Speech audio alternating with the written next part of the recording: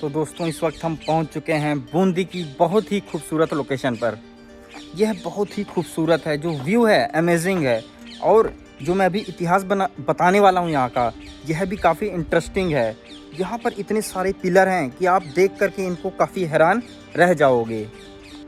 नमस्कार दोस्तों, आप सभी का हमारे चैनल ट्रैवल विद प्रभात में स्वागत है। दोस्तों आज मेरा बूंदी में डे 2 है। मैं लगभग 3 लोकेशंस आज कवर कर चुका हूं। अगर आपको वह लोकेशन देखनी है तो जो मेरी पिछली वीडियो है बूंदी की, आप मेरे चैनल पर जाकर के देख सकते हैं। इस वक्त मैं बूंदी की बेहद हैरान करने वाली और बहुत ही सुंदर लोकेशन पर पहुंच चुका हूं।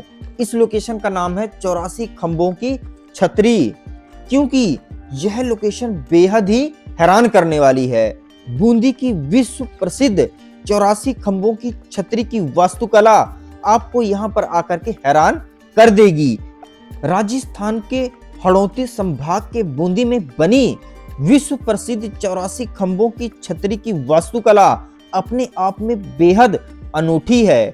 इतिहासकारों के अनुसार इसका निर्माण लगभग सन 1683 में तत्कालीन शासक राव राजा अनिरुद्ध सिंह ने अपनी धाय मां के पुत्र यानी ध भाई देवा की स्मृति में बनवाया था। दोस्तों धीरे धीरे हम उस ओर बढ़ रहे हैं और आप देख सकते हैं कि सुंदरता कितनी ज्यादा है। देवा राव अनिरुद्ध सिंह की धाय मां का पुत्र होने के कारण वह उन्हें बेहद प्रिय था। देवा का अल्प आयु में निधन हो जाने से अत्यंत दुखी हुए। राव राजा अनिरुद्ध सिंह ने अपनी याद को चिर स्थायी बनाए रखने के लिए 84 खंभों की छतरी का निर्माण करवाकर उन्हें समर्पित किया था। दोस्तों आप देख सकते हैं जो पिलर्स हैं कितने बढ़िया लग रहे हैं। वे बावड़ियों के शहर के नाम से विख्यात और अपनी गली गली में मंदिर वाली छोटी काशी बूंदी में स्थित प्रमुख स्मारकों में से एक यह विश्व प्रसिद्ध 84 खंभों की। दोस्तों यह एक तरह के बूंदी का प्रतीक चिन्ह भी बन चुकी है। दोस्तों कला की शानदार प्रतीक यह 2 मंजिला छतरी 84 खंभों पर टिकी होने के कारण ही इसे 84 खंभों की छतरी के नाम से पुकारा जाता है। दोस्तों वहीं छतरी के अंदर की छत पर अप्सराओं व संगीतज्ञ तथा उनके साथ साथ चारों ओर हाथियों की लड़ाई, बांसुरी व बीना बजाती सज्जित सुंदरियां, मुग्ध हिरण और श्रृंगार करती नायकों के मनमोहक विभिन्न चित्र अंकित हैं। ये चित्र हर किसी के दिल को गहरी छाप छोड़ देते हैं। दोस्तों बहुत ही बढ़िया लग रहा है इन सुंदर चित्रों को देख करके। दोस्तों इस संरचना में एक बड़ा शिवलिंग भी है जिसके ऊपर एक छत है जो 84 खंभों पर टिकी हुई है। परंपरा के अनुसार इनकी गिनती करते समय 84 की संख्या तक पहुंचना काफी कठिन है। ये बेहद ही मैं खास जानकारी आपको इस जगह की देता हुआ अब मैं नीचे आ चुका हूँ।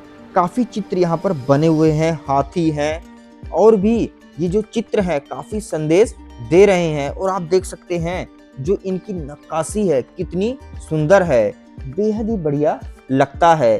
क्योंकि जब आप ऐसी लोकेशन पर पहुंच जाते हैं जहां चारों तरफ शांति है तो बहुत ही बढ़िया लगता है। चलिए अब नेक्स्ट लोकेशन पर चलते हैं। जैसे ही मैं बाहर आया तो मेरे को जीप मिल गई। राजस्थान आए हों और आप जीप राइड ना करें तो कैसे ही हो सकता है। अब मैं जो बूंदी में काफी प्रसिद्ध किला है, ऐतिहासिक किला है, उसके काफी नजदीक पहुंच चुका हूं। दोस्तों अब मैं टिकट लूंगा। जब मैंने टिकट पर पता करी तो टिकट की कॉस्ट 100 रुपीज थी और आप अंदर फोटोग्राफी नहीं कर सकते। अगर आप करना चाहते हैं तो उसके लिए अलग से पेमेंट आपको करनी पड़ेगी। तो मैं यहाँ पर फोटो ही लूंगा। दोस्तों इस वक्त मैं किले के अंदर आ चुका हूँ और कुछ तस्वीरें सुंदर कैद कर रहा हूँ। और आप देखिए ऐसा लग रहा है कि यहाँ पर किले में कोई भी मौजूद नहीं है। तो मैं चढ़ाई चढ़ करके थोड़ा ऊपर आ चुका हूँ प्रवेश द्वार पर किले के। तो दोस्तों इस वक्त मैं पहुंच चुका हूँ तारागढ़ किला बूंदी। तारागढ़ किला बूंदी भारत के राजस्थान के बूंदी में स्थित एक किला है। असल में दोस्तों अरावली पर्वत श्रृंखला की एक पहाड़ी पर स्थित यह बूंदी का प्रमुख टूरिज्म प्लेस है और एक आकर्षण का केंद्र है। किला यहाँ 1400 26 फीट की ऊंचाई पर एक खड़ी पहाड़ी पर बनाया गया था दोस्तों। युद्ध के दौरान किले से बाहर निकलने के लिए इसमें कई सुरंगें बनाई गई थी। ये सुरंगें पहाड़ों में कई जगहों पर आपको दिखाई देंगी जब आप यहाँ पर घूमने जाएंगे। तो मेरे को केवल यहाँ पर फोटो ही मैं क्लिक कर सकता हूँ, तो मैं फोटो से इस सुंदरता को कैद कर रहा हूँ, घूम रहा हूँ। बहुत बढ़िया भी लग रहा है दोस्तों। आप देखिए कितने सुंदर पिलर्स हैं और कितनी सुंदर यह इमारत है दोस्तों। तारागढ़ किला राजपूत वास्तुकला का एक बेहतरीन उदाहरण है दोस्तों। यह किला हाड़ा चौहान राजपूत महाराजाओं और उनके परिवार का निवास स्थान था। अगर मैं इसके भूगोल की बात करूं तो मैंने पहले ही बताया, तारागढ़ किला राजस्थान की राजधानी जयपुर शहर से लगभग 215 किलोमीटर की दूरी पर बूंदी शहर में अरावली पर्वत श्रृंखला की एक जंगली पहाड़ी पर स्थित है। अगर मैं अब इतिहास की बात करूं तो राव देवा हाड़ा ने करीब 1298 ईस्वी में किले का निर्माण करवाया और राव राजा बर सिंह हाड़ा ने 1354 ईस्वी में इसका निर्माण करवाया। अगले 200 वर्षों में लगातार शासकों ने महल में अपने कमरे जोड़े, जिससे यह एक बड़ा महल बन गया, जिसमें पहाड़ी पर अलग अलग स्तरों पर स्वीट और कमरे जोड़े गए। दिलचस्प बात यह है कि राजस्थान में अन्य महलों के विपरीत इसकी वास्तुकला में आपको राजपूत जो वास्तुकला है उसका प्रभाव ज्यादा दिखेगा दोस्तों। और किला राजपूत शैली का एक दुर्लभ उदाहरण प्रस्तुत करता है। घुमावदार छतों वाले मंडप और खोखे नक्काशीदार कोष्ठक वाले मंदिर स्तंभ हाथियों और फूलों से ढके हुए हैं। बहुत ही बढ़िया लगता है। और यहाँ से आप बूंदी शहर देख सकते हैं और यहाँ से जो झील है कितनी सुंदर लग रही है। इससे भी ज्यादा दिलचस्प बात यह है कि ज्यादातर राजपूत महलों के निर्माण में इस्तेमाल किए जाने वाले बलुआ पत्थर की बजाय तारागढ़ के महल का निर्माण एक विशेष हरे रंग के पत्थर से किया गया था, जिसे स्थानीय रूप से बूंदी में खनन करके लाया गया था। क्योंकि यह एक बहुत ही कठोर प्रकार का पत्थर था, इसलिए बारीक नक्काशी का सहारा लेने की बजाय बूंदी के शासकों ने अपनी दीवार और छतों पर शानदार चित्रों से ढकने का फैसला किया दोस्तों। अगर मैं वास्तुकला की बात करूं, महल को 5 अलग अलग लेकिन मुख्य भागों में विभाजित किया गया है, जिनमें से प्रत्येक का अपना प्रवेश द्वार और प्रांगण है, जो इस प्रकार है, जैसे हथिया पोल, रतन दौलत, छत्तर महल, बादल महल, चित्रशाला।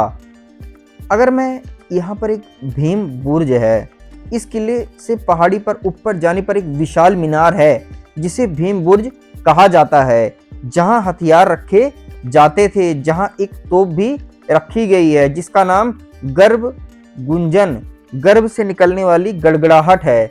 कहा जाता है कि इस तोप को चलाया जाता है तो इसकी भयानक गर्जना किसी के भी पेट में हलचल पैदा कर देती है। 16वीं शताब्दी में इस तोप का कई बार इस्तेमाल किया गया था दोस्तों। किले में पीने के पानी के करीब 3 तालाब हैं। तालाबों का निर्माण एक बेहतरीन इंजीनियरिंग का एक बहुत बढ़िया उदाहरण है।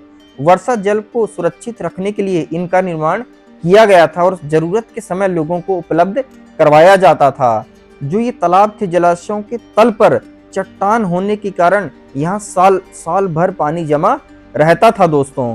तो यहाँ पर आप देख सकते हैं शिवलिंग भी है और कितना बढ़िया लग रहा है। यहाँ पर हवा चल रही है। अब यहाँ से हम ऊपर चढ़ेंगे और जो पेंटिंग्स हैं बूंदी की फेमस, जो इस किले के अंदर पेंटिंग्स हैं, उनको हम देखेंगे दोस्तों। जब आप एज अ सोलो ट्रैवलर आए हों और अकेले चीज़ों को देख रहे हो, सोच रहे हो, उस समय किस तरह से लोग रहते थे उसको समझने का प्रयास अकेले ही कर रहे हो, तो एक बहुत बढ़िया लगता है दोस्तों। तो मैं एक सुंदर पेंटिंग्स है जो उनकी तस्वीरों को कैद कर लेना चाहता हूँ। कितना बढ़िया लग रहा है दोस्तों इन पेंटिंग्स को देख करके, उस समय राजा महाराजा किस तरह से रहा करते थे, कितना बढ़िया लग रहा है। और आप सोचिए कि इन पेंटिंग्स को उस दौर में बनाया गया था, तो कितना बढ़िया रहा होगा उस समय।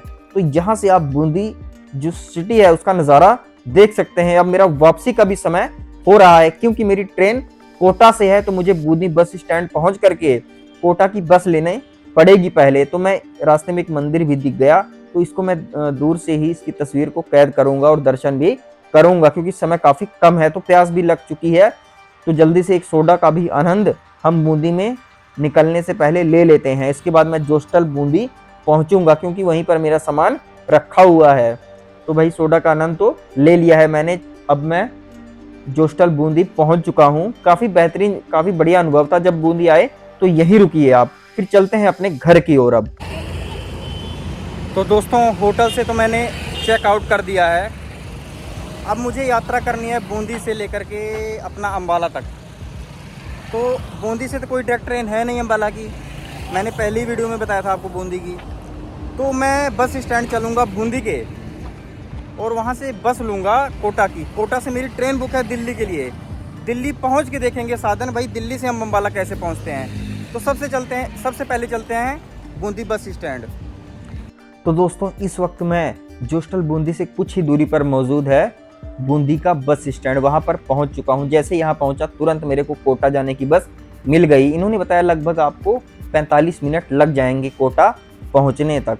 तो मैं रास्ते का आनंद बस से ही लेने लग गया और मुझे याद आने लग गया कि मैं इस साल शायद जनवरी में 26 जनवरी के आसपास इसी साल कोटा घूमने आया था। उसका भाई अभी मैंने कंटेंट तो नहीं क्रिएट करा है, लेकिन हो सकता है कि मैं कोटा का कंटेंट भी बनाऊं। तो इस वक्त मैं कोटा बस स्टैंड पहुंच करके पुरानी यादें अपनी ताज़ा कर रहा हूं। अब मैं यहां से ई रिक्शा लूँगा और कोटा जो रेलवे स्टेशन है वहां पहुंचूंगा। वहीं से मेरी ट्रेन बुक है दोस्तों। तो मैं पुरानी यादों को ताज़ा कर रहा हूं कि इस साल जनवरी में मैं कोटा आया था घूमने। मैंने कोटा में क्या क्या कवर किया था। यहाँ पर मैंने अपना कचौड़ी का आनंद लिया था और पोहे का आनंद लिया था। तो उन यादों को भी याद कर रहा हूँ। तो कोटा जो रेलवे स्टेशन है उसके मैं प्रवेश द्वार पर पहुँच चुका हूँ। ट्रेन यहीं से बनकर चलती है और ट्रेन ये लगी हुई है, आप देख सकते हैं। ट्रेन का मैं नंबर भी बताता हूँ आपको, गाड़ी संख्या आप देख सकते हैं, देहरादून तक जाती है कोटा से। तो दोस्तों अब चाय का भी आनंद ले सकते हैं। ऐसा लग रहा है थोड़ा खांसी वगैरह आ रही है, तबीयत खराब हो सकती है, तो चाय का भी आनंद ले लेते हैं। तो देख सकते हैं लिखा हुआ है देहरादून से कोटा, कोटा से देहरादून।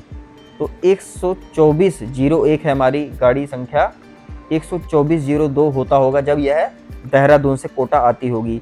तो मेरा AC 3 में टिकट है दोस्तों। चलते हैं अपनी सीट की ओर। सबसे फेवरेट सीट साइड लोअर मिली है और ट्रेन हमारी चल चुकी है दोस्तों। बहुत ही बढ़िया लग रहा है, बूंदी की भी याद आ रही है क्योंकि काफ़ी शांत जगह थी। मैं आपको रिकमेंड करूँगा ज़रूर आप आइए बूंदी घूमने। तो हमारी ट्रेन तो चल चुकी है। इसके अगर मैं वॉशरूम वगैरह की बात करूं तो वह भी काफ़ी साफ़ सुथरा है दोस्तों। काफ़ी सुधार हुआ है रेलवे में, ऐसा मुझे लग रहा है। तो अब मैंने खाना वगैरह भी ऑर्डर कर दिया है। जब अगला रेलवे स्टेशन आएगा तो हमारा खाना भी आ जाएगा। मैं याद कर रहा हूं कि कल से फिर से वही जीवन जीना है। काफ़ी बढ़िया ट्रिप रहा बूंदी का दोस्तों।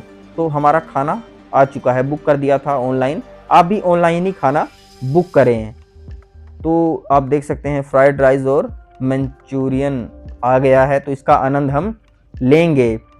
तो दोस्तों ये ट्रेन केवल नई दिल्ली तक है। तो इस वक्त मैं नई दिल्ली पहुंच चुका हूं। तो दोस्तों आपको बूंदी पर आधारित हमारी वीडियोस कैसी लगी कमेंट करके जरूर बताएं। मिलते हैं अगले ट्रिप पर।